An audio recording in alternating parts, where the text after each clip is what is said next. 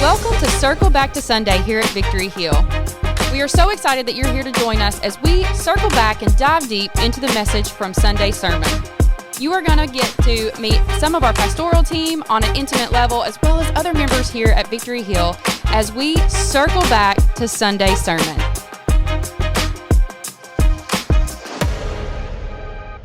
Welcome back to Circle Back to Sunday. We are kicking off season 3. Season 3. Wow, I know we're all a little impressed that we're back. And that they keep letting us be on it. It's great. Hey, you guys get to kick off the season starter right here. Later. I mean, Trey. I felt like we had gotten in trouble enough. Trey's the starting lineup. Hey, starting lineup, Trey Harper. They do.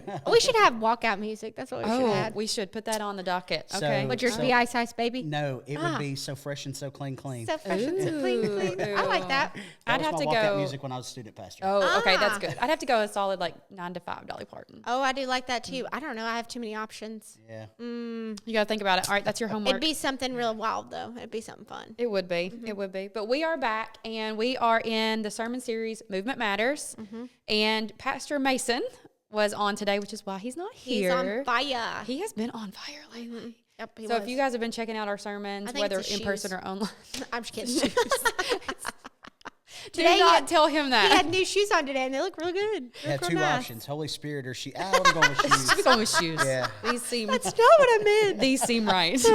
That's not what I meant. Jeez. Oh, that's great. But today his message was titled Perception of Reality. And he did a great job. He was in Isaiah 43, 18, 20. Since it's real short, we're going to read it today. Do not remember the past events. Pay no attention to things of old. Look, I'm about to do something new. Even now it is coming. Do you not see it? Indeed, I will make a way in the wilderness, rivers in the desert. Wild animals, jackals, and ostriches will honor me because I provide water in the wilderness and rivers in the desert to give drink to my chosen people. I'm sorry, but when it said ostriches, I just find that that's such a particular animal to have specifically noted. I love that. Yeah. It's a moment for them. It is, I was thinking, you think it's because all of those animals are kind of like, do my own thing? You know what I mean? Like an owl is like, I don't really care what's happening around it. It does its own thing. Well, an ostrich can't even fly, so, he got his moment. But I feel like they're kind of like, get out of my way. I don't know.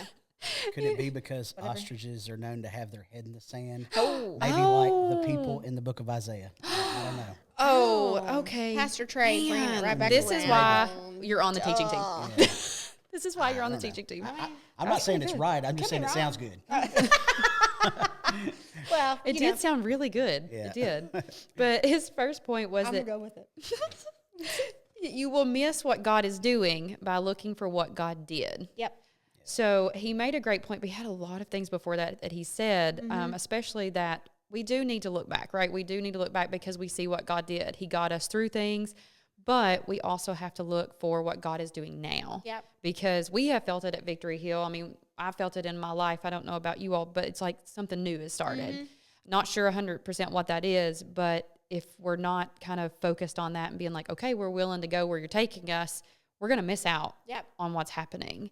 But he focused on that. Do not remember the past events. Pay no attention to things of old. So what did you take from that this morning? So I think before that, the fact that he referenced that new, which is something that's exciting, something that we can really dig our teeth into almost.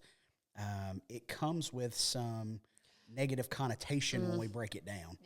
Because new equals change. Yes. And so when you said that, you could almost hear like the brakes hit for some people in the sanctuary. Like, yeah, wait a minute, change. What? Like that passenger seat brake. I don't like that. Yeah, and change equals work.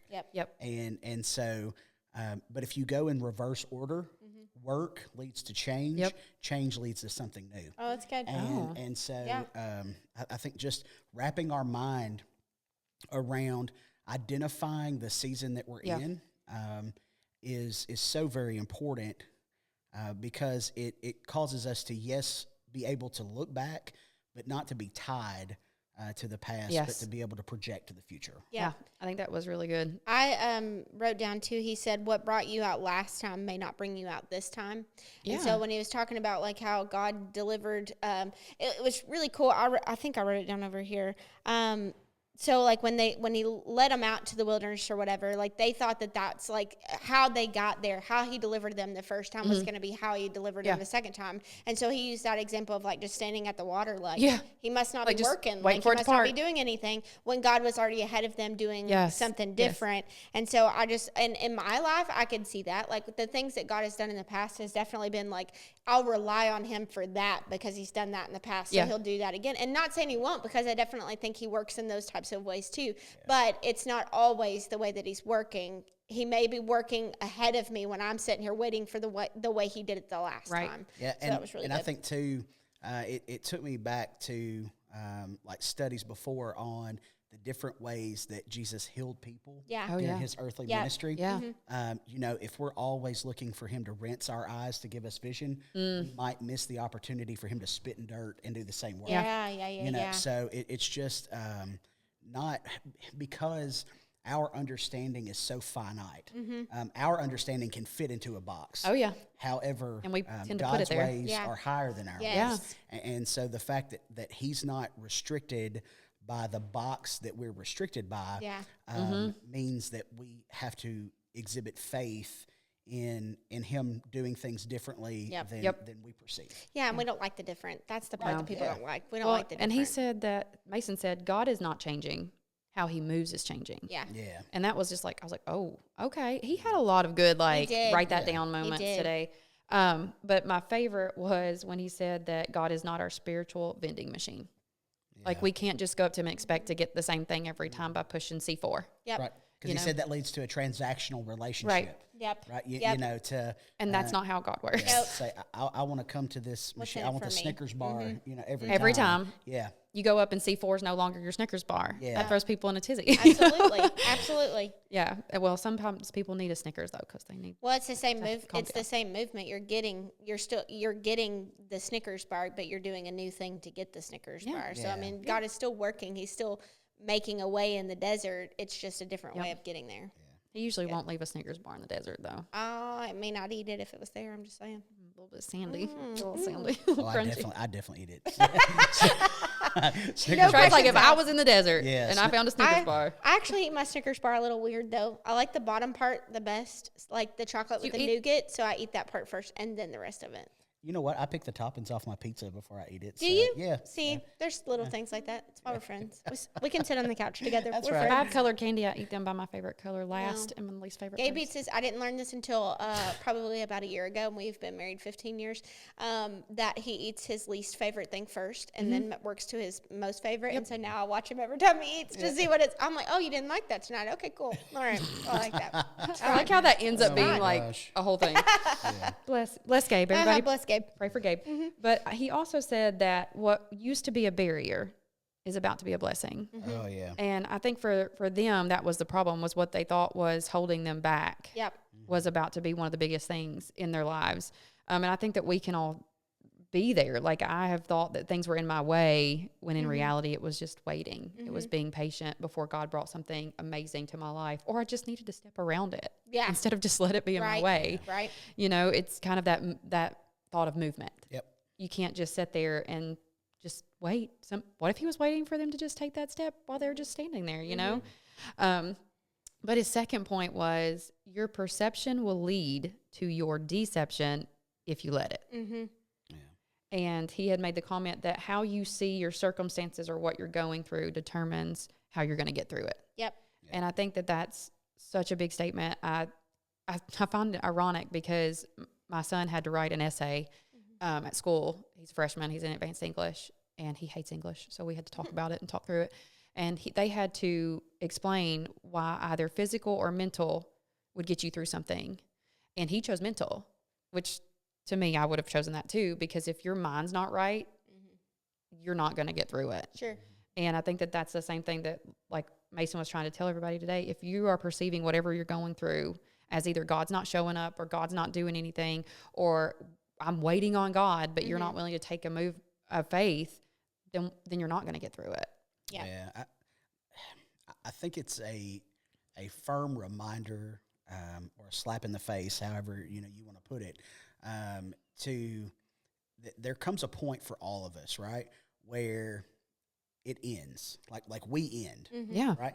And so to take that next step is truly where faith happens, and that's the way that like our perception is, at least for me, it's I can do it, I can do it, I can do it, I can do it. Yep.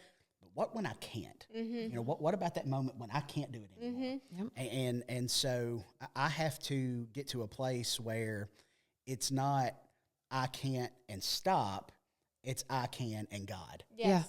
Yeah. And that's a scary spot. Yes. Like it's easy to say that on a Sunday morning. Absolutely. It's easy to sit on a couch on a podcast Yeah. and say that. But, you know, when, you know, in my life, just a single example, when DCBS calls and says, hey, these little girls that you've had for a long time Yeah. are going to have to go away, and I know I can't fix that anymore. Yeah. It's easy for me to just like kind of crawl in a corner and Yeah. cry. Yeah. You know? Sure. But it's in that moment that like my perception of the situation has to shift from what I can do to what he can do. Yep. He said, how you see things is how you live. Yeah. And I think that that's exactly what you're just talking about. But it's also like, you ever get those people that are like, why are you so happy? Yes. Or why are you so Yes. optimistic about those situations? Because, I mean, obviously bad situations happen to everybody. Why are you so like, God will just do it? Yeah. Because I know that he will. Like, I'm looking for him to do it. I'm expectant of him to do it. Therefore, how I live is just, I'm looking for that. So I'm good. Like, I know he's got my back. And it may not, you know, seem or come to me how it always has. And I may be like settled in a moment and, you know, watching in a place that's not where he's coming from. But in my heart, I know that he's working. And therefore, I'm just going to live that way. Like, it's easy almost. Yeah. It goes back like to what he said even pre-service. If you go back and watch that. Please do. He said that we're going to stop just asking you to do it. Yeah. We're believing for Yes. you. Right? Yes. Like and that's bigger. That's right? huge. That's huge. I think that stepped on a lot more people's toes than. Yeah. All right. I'm not gonna. It's not that you stop asking. It's that you don't stop with asking. Yes. Right.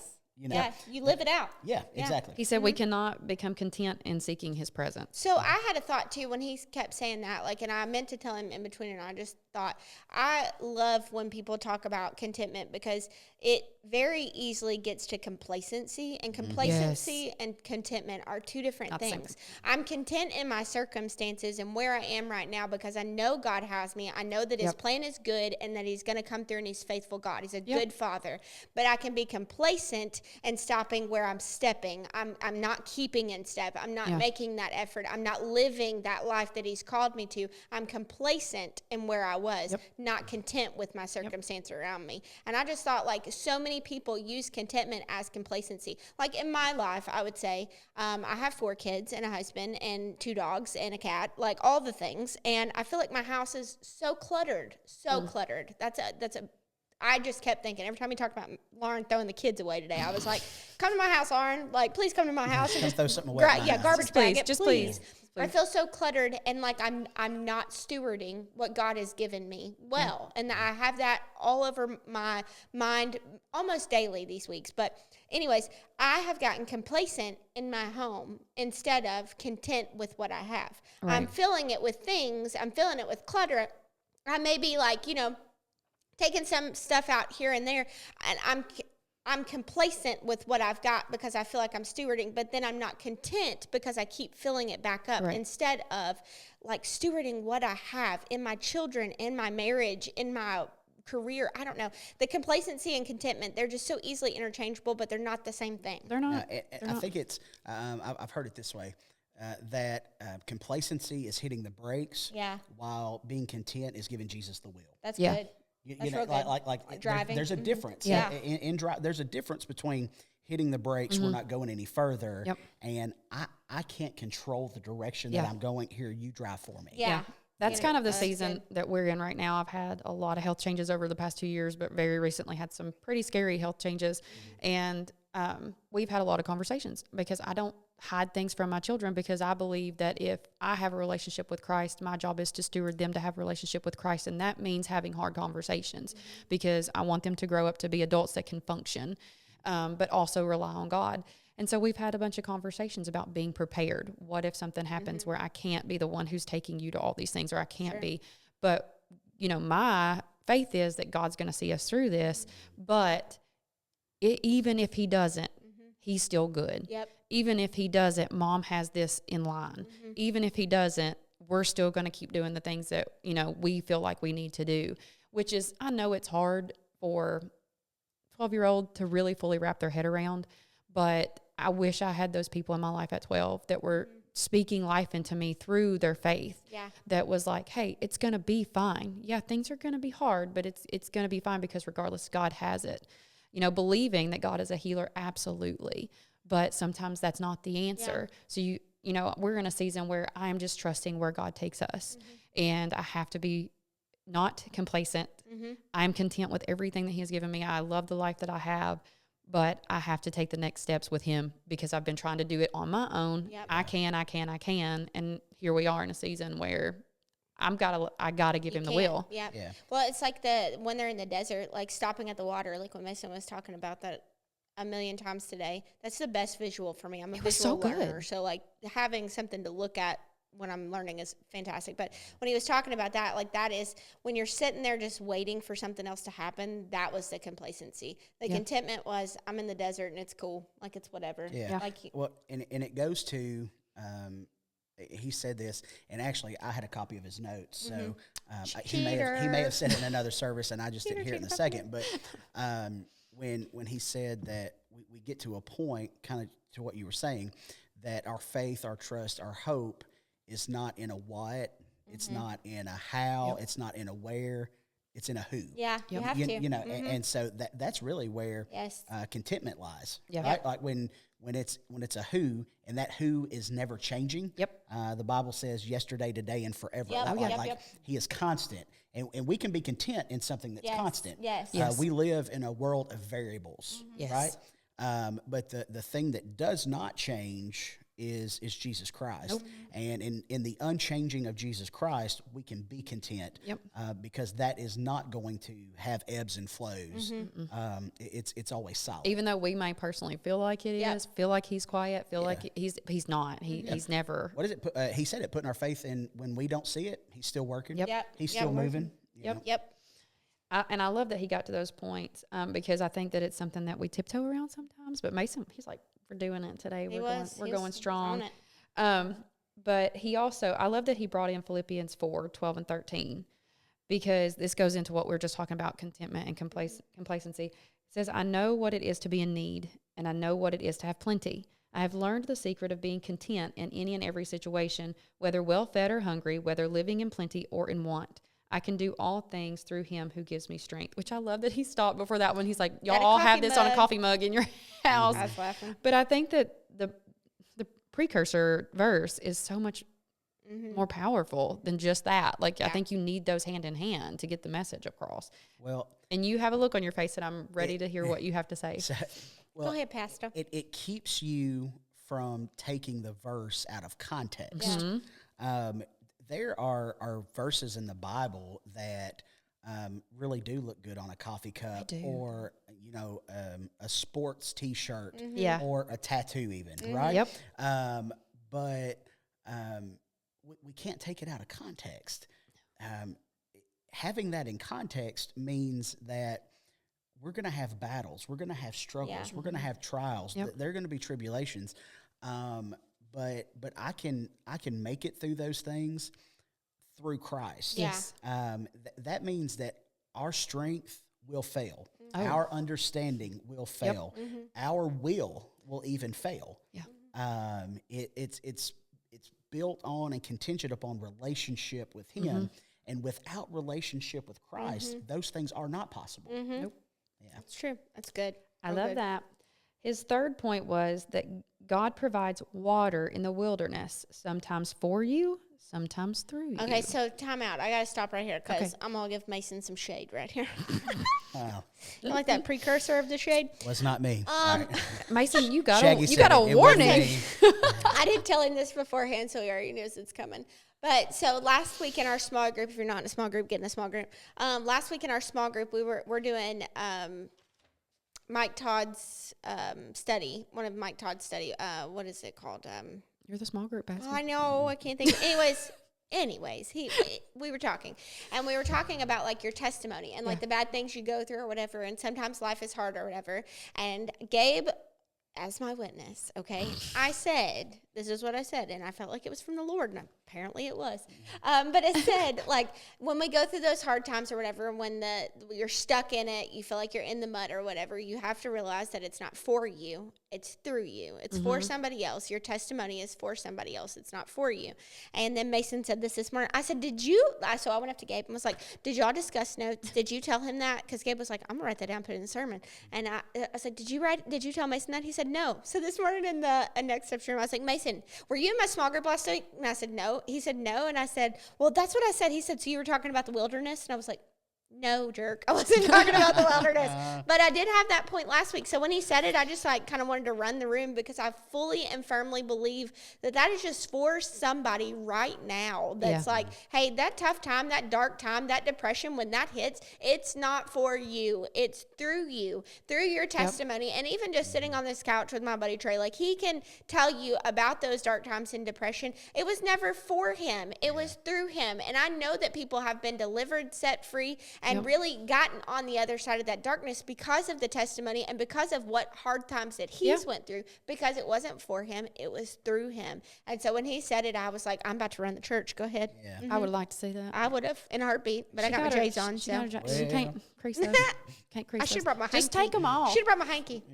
Yeah. Girls. Isn't it? Just saying. I got so excited about that. Isn't it interesting that I had the thought first. That it was... That sorry, we're circling back. It's fine. That at times you drink it, other times you pack it. Yep.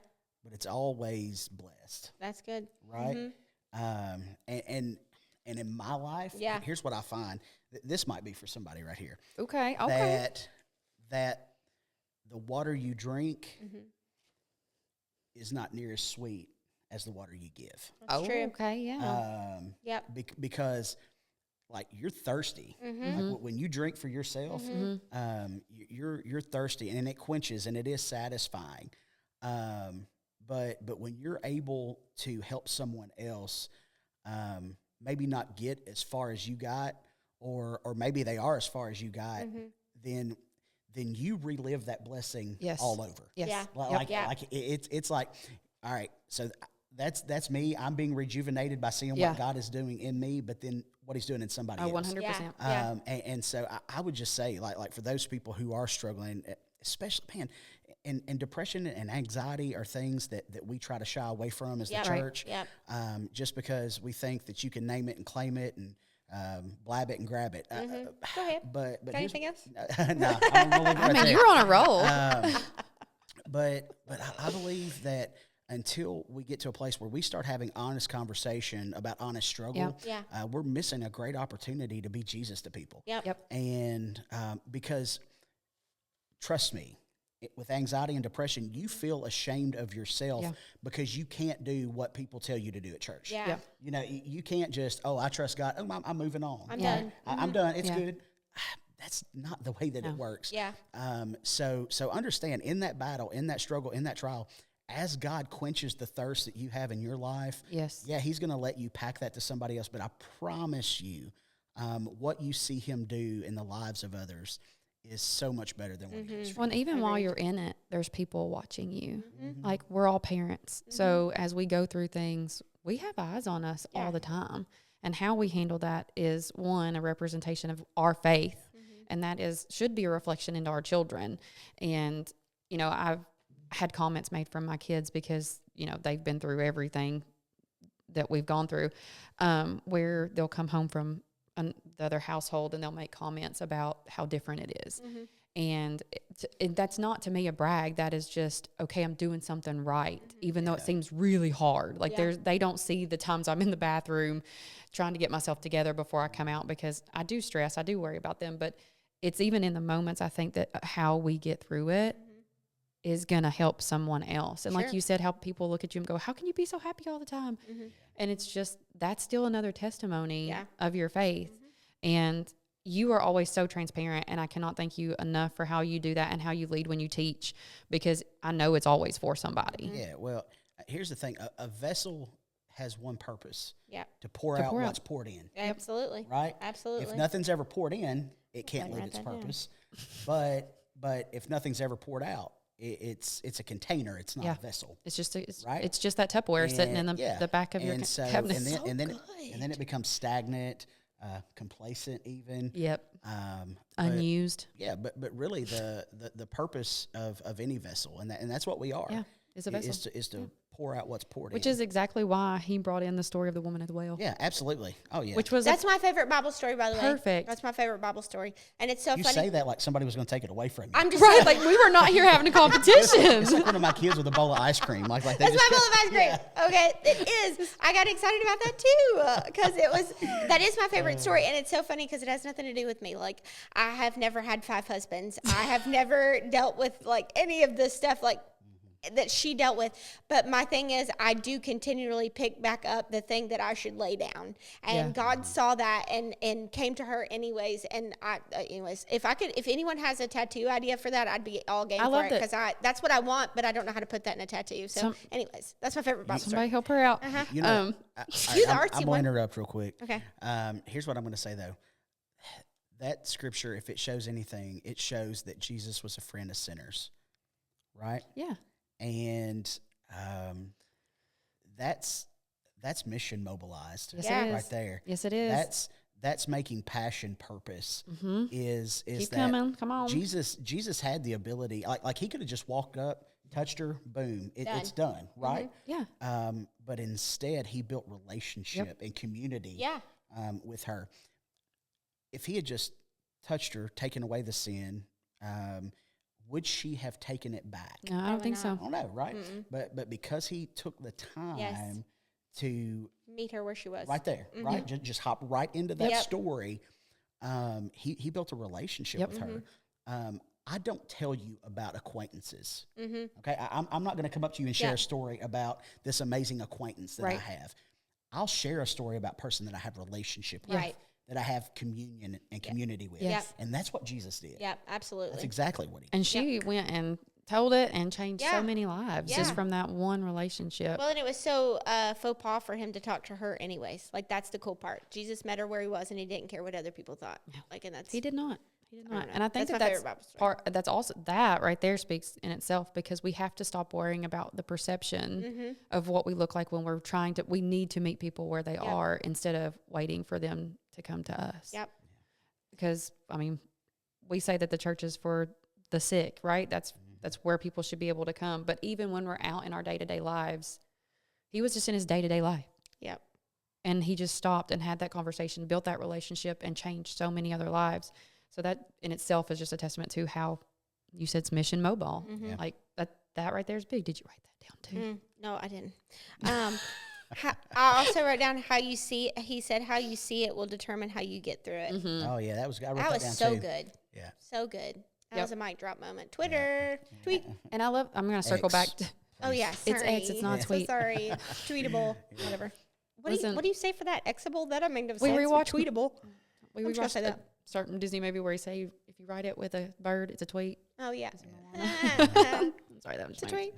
I'm gonna circle back to the very beginning when he was talking about a vision, how we are walking into a season of vision.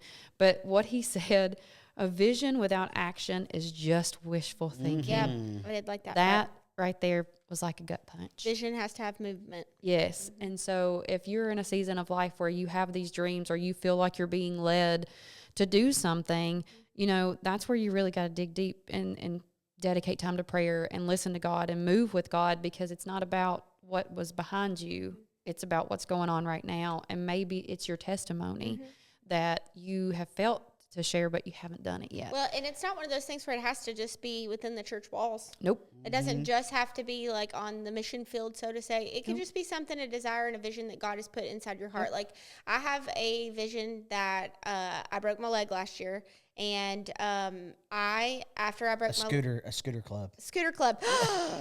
Scooter Club Anonymous. No, she could not keep that anonymous. No, I could not. I have a big mouth. But The part where I broke my leg, as soon as I did it, like the week after, I felt like God was calling me to be a runner. And that seems so silly because that's not really a God thing. Like as far as like, why am I running? I don't know. Like I don't have a small group that runs, although that's a good idea. Any of these things. I'm not But the vision for that, that's a goal that God has given me. That's a dream that God has given me. And it has to put it in movement. And I have been really bad about not being in movement in these past couple weeks. I've had a goal of how many miles I wanted to run for the week. And I have made every excuse of why I couldn't do it when I could have done it. I have a treadmill in my basement. Like it doesn't matter training outside, type of thing. But vision takes movement. And that was a kind of kick in the tail for me today. Okay, so next semester, are we expecting you to have a running small group? I'm going to be a runner or track star. I need you to really brainstorm a great name for that. Runner, I'm a track star. Is it not frequent, though, that a lot of times the fear of failure is probably what stifles our movement? But one of my favorite scriptures is that a righteous man falls 7 times. You don't fall unless you're moving. Yeah. That's good. When you're moving, when you're on mission, when you've got purpose, that's when you fall. Yep. It's not going to be perfect the first time. Nope. We're doing a service at the Dream Center on the 30th of this month, and we got a planning meeting today. I'm so proud of the folks that are going to be involved in that. But Amy and I just had to get to a place where we're going to do the best that we can. Yeah. With what we know, with where we are, with the understanding that we have. Yeah. Knowing that there are going to be mistakes that happen. Oh, yeah. Knowing that there are going to be things that we have to adjust and tweak. But here's what we know. When you have an encounter with Jesus Christ, you can't stand still. Nope. You just can't. No. Right? And so that's what the woman at the well, she had an encounter. Was her testimony perfect every time she shared it? No. Was it probably raw when she said, hey, I had these husbands? It probably was a little taboo for her to even share what had happened. Yeah. However, she didn't have the ability to stand still. And so that's my encouragement to folks. If you don't hear anything else from what he said today, just start going. Just start going. Yep. Just start going. Yep. And it's okay to mess up. We're not perfect. Man, come on. I mean, we've all Bethany messes up all the time. Every day. I mean, like maybe once, but it's all right. No, I'm just kidding. Just once or twice. No judgment. No judgment. I literally just said I broke my leg last year. Okay. I was moving. You were, and then you weren't. And then I was not. But now she is working towards being a runner. I am. So gonna be a runner. Look out for that small group. I'm just pumped for, like, I feel like the word that he had today was a word for not only us but for him too. And I feel like that the movement that is happening in this body is individualized, but also corporately is incredible. That need to be here in the definitely room. For all levels of believers. Like, I agree. Anyone who was new to this church, I think that was perfect for them. I think for all of us, it's an encouraging word. He was on fire. Light your fire today. So glad he had new shoes on. He did, so that he could talk like that. No, that's not what I meant. That's not what I meant. That's not what I meant. But he did have nice shoes. That's not what I meant, though. Well, we are so glad that you guys are back with us. We're here for season 3. We're hoping it's not the last one. Yep. But we will be back next week. We're going to continue the Movement Matters series. That's right. So be back for that, and we can't wait. Are you up next week? No, I'm not back up until April. He's backed out. No, I'm just kidding. The end of April. I had to move my week because of some scheduling conflict. Gotcha. Well, Gabe's going to take care of me. Gabe's got his back. We're nice to Gabe, though. We're nice to Gabe. So next week, continuing the series, and you will want to circle back because I think our plan for this podcast has always been for you to get fresh revelation of what's being said from another perspective. To know that casual conversation is what we want around the sermon, because we can't just leave it on a Sunday morning. Yeah, but we want you to circle back. We want you to watch this week's sermon. And go back and watch last week's. You absolutely should. Pastor Chad's message was amazing. This series is going to be. Yes, it was. So we hope to see you guys back next week. Thanks, guys.